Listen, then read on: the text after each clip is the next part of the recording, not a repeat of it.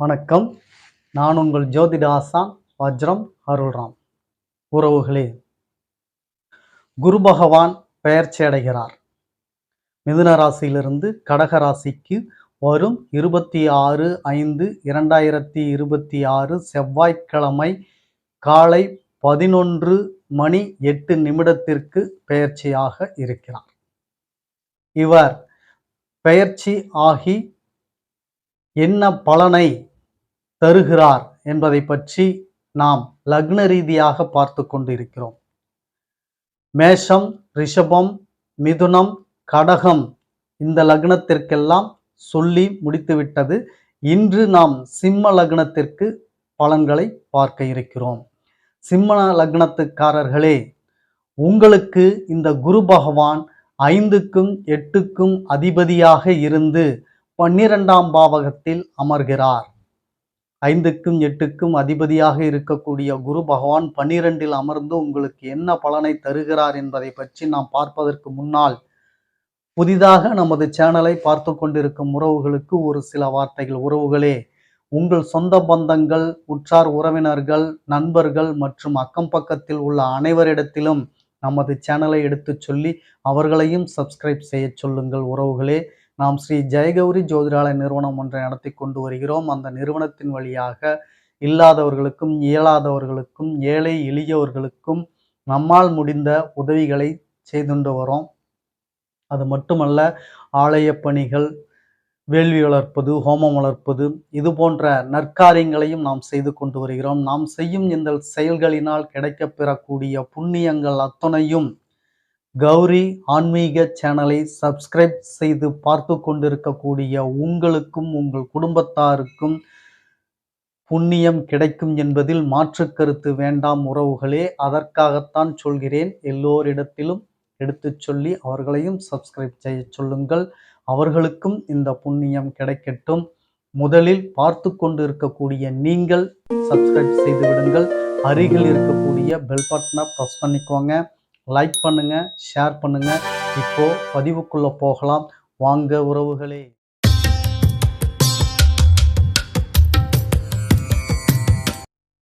உறவுகளே, குரு பகவான் கடக ராசியில் அமர்ந்து உங்களுக்கு என்ன பலனை தருகிறார் என்று பார்த்தீர்கள் என்றால், முதலில் நிலபுல யோகத்தை உங்களுக்கு தருகிறார். நிலபுல யோகத்தை உங்களுக்கு தருகிறார்.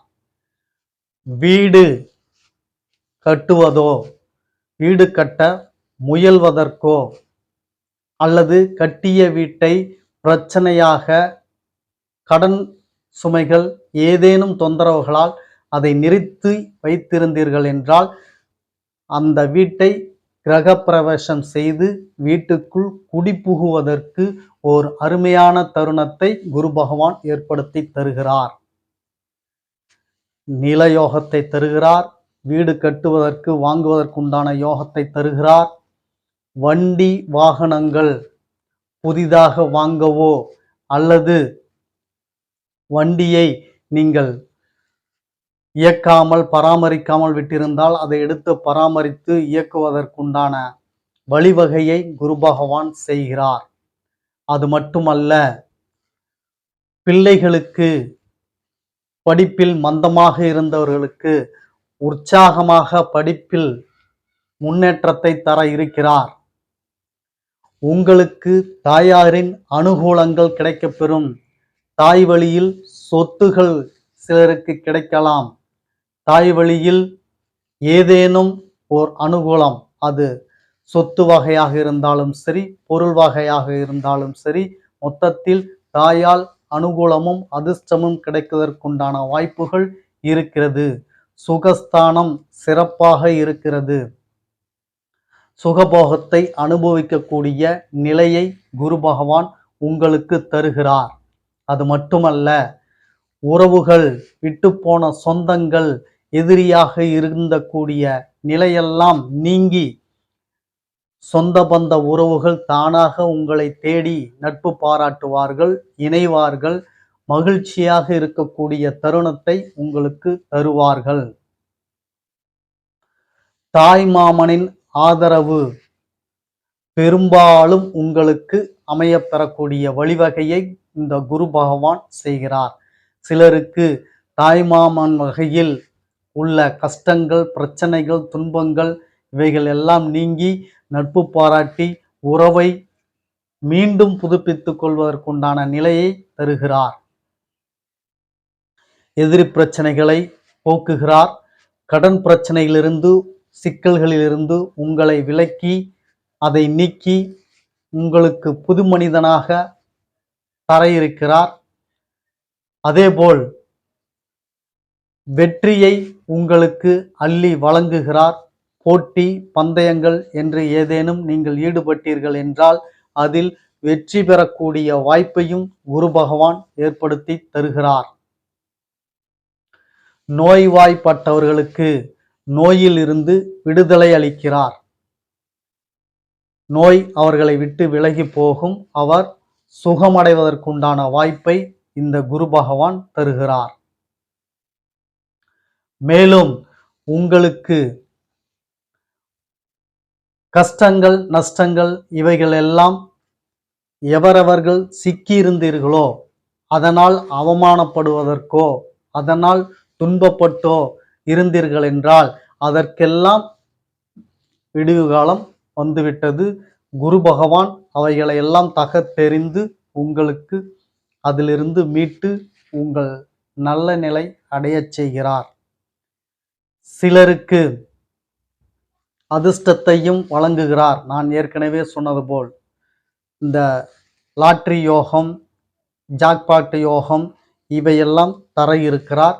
வழக்குகளில் நீங்கள் ஈடுபட்டிருந்தீர்கள் என்றால், வழக்கு போட்டிருந்தீர்கள் என்றால், ஜவ்வு மாதிரி இழுத்து கொண்டிருக்கிறது, வாய்தா வாய்தா என்று இருக்கிறது என்று துன்பப்பட்டு கஷ்டப்பட்டு கொண்டிருந்த நிலையெல்லாம் மாறி வழக்கில் உங்களுக்கு வெற்றி பெறக்கூடிய வாய்ப்பை தருகிறார். பிரச்சனை முடிஞ்சிடுச்சு, கோர்ட்டு கேஸ்ன்றது நிலை இந்த வருடத்தோடு ஒளிந்து விட்டது என்று நினைத்து கொள்ளுங்கள். சிலருக்கு பாதகாதிபதி, மாரகாதிபதி திசைகள் நடந்து கொண்டு இருந்தாலும் அவர்களுக்கு மாரகத்தை தரக்கூடிய, பாதகத்தை, விபத்துகள், கண்டங்கள் என்று தரக்கூடிய நிலையெல்லாம் தகர்த்தெறிந்து அவர்களை காப்பாற்றி தருகிறார். இது போன்ற சுபகாரியங்கள், சுப யோகங்கள் இவைகள் அத்தனையும் சிம்ம லக்னத்துக்காரர்களே உங்களுக்கு தருகிறார் குரு பகவான் இந்த குரு பெயர்ச்சியில்.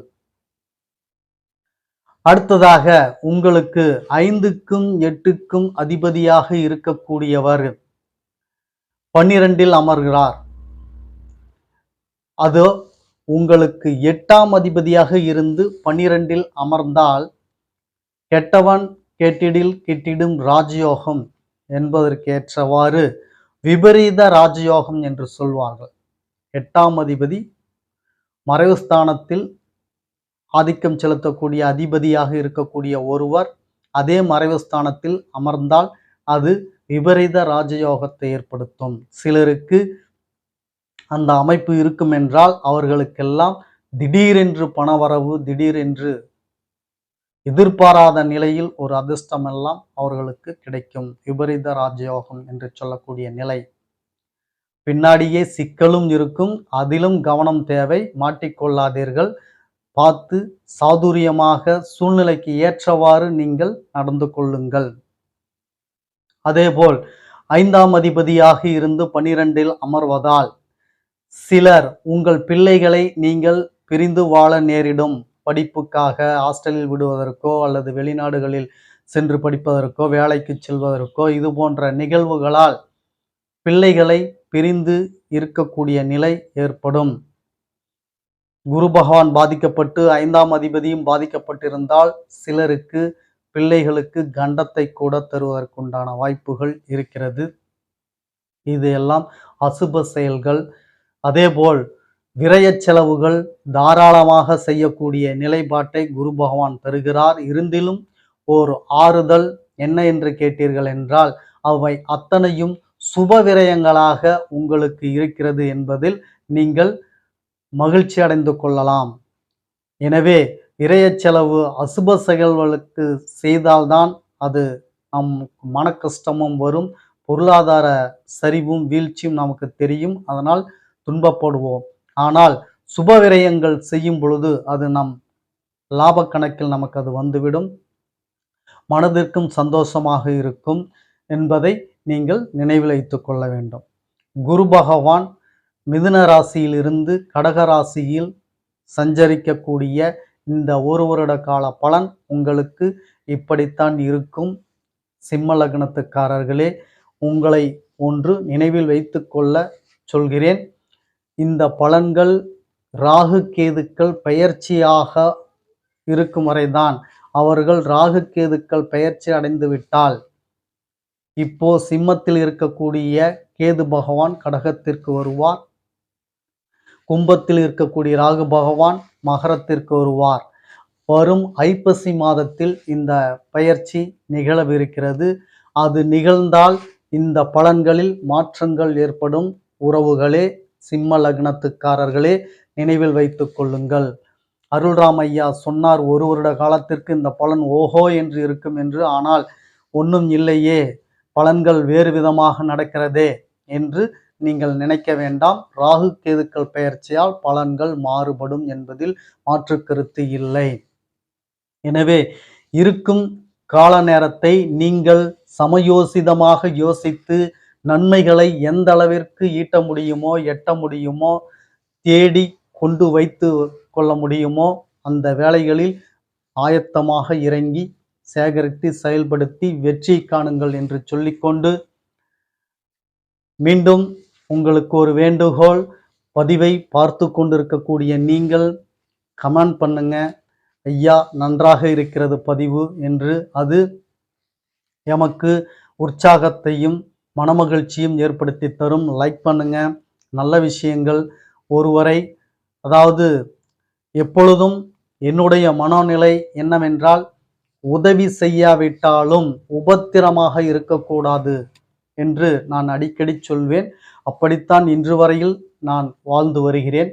நல்லதோ கெட்டதோ எதுவென்றாலும் நம்மை இகழ்வோர் இகழ்ந்தாலும் தூற்றுவோர் தூற்றினாலும் அதை வாங்கி வைத்து கொண்டு அவர்களுக்கு நாம் நன்மையே செய்வோம் என்ற நோக்கில் நாம் பயணிக்க சென்று கொண்டிருக்கிறேன். என்னை பின்தொடர்ந்து வரக்கூடிய நீங்களும் அது போன்ற மனோநிலையை வளர்த்து கொள்ளுங்கள். உங்களுக்கு அது மன மகிழ்ச்சியை தரும். ஏனென்றால் அவர் உங்களை காயப்படுத்தும் போது எந்த அளவுக்கு உங்களுக்கு கஷ்டத்தை தருகிறதோ அதை நீங்கள் தாங்கிக் கொண்டு அவர்களுக்கு நன்மை செய்யும் பொழுது 100 மடங்கு சந்தோஷம் உங்களுக்கு அதில் இருக்கும். அவர் தன்னுடைய குறையை உணரத் தொடங்கி விடுவார். அது மட்டுமல்ல, நீங்கள் செய்யும் இந்த செயலால் உங்களுக்கு புண்ணியங்கள் எகிரும். உங்களுக்கு புண்ணியங்கள் சேவானதென்றால் உங்களுக்கு மட்டுமல்ல, உங்கள் சந்ததிகளுக்கே அது கிரெடிட் ஆகும் என்பதை மட்டும் நீங்கள் ஞாபகத்தில் வைத்துக் கொள்ளுங்கள். எனவே பதிவை பார்த்து கொண்டிருக்கக்கூடிய நீங்கள் உங்கள் மனதில் என்ன இருக்கிறதோ அதை நீங்கள் கமெண்ட்ல சொல்லுங்க. என்ன உங்களுக்கு தேவையோ என்னால் முயன்ற அளவிற்கு பதிவுகளை கொடுக்கிறேன். உங்களுக்கு எந்த சந்தேகமாக இருந்தாலும் பதிவில் சொல்லுங்கள். லைக் பண்ணுங்க, கமெண்ட் பண்ணுங்க என்று சொல்லிக்கொண்டு நமது சேனலை எல்லோரிடத்திலும் எடுத்து செல்லுங்கள் என்று அன்பு வேண்டுகோள் விடுத்து, மீண்டும் அடுத்த பதிவில் உங்களை சந்திக்கும் வரை உங்களுக்கு நன்றி, வணக்கம் சொல்லிக் கொள்கிறேன் உறவுகளே.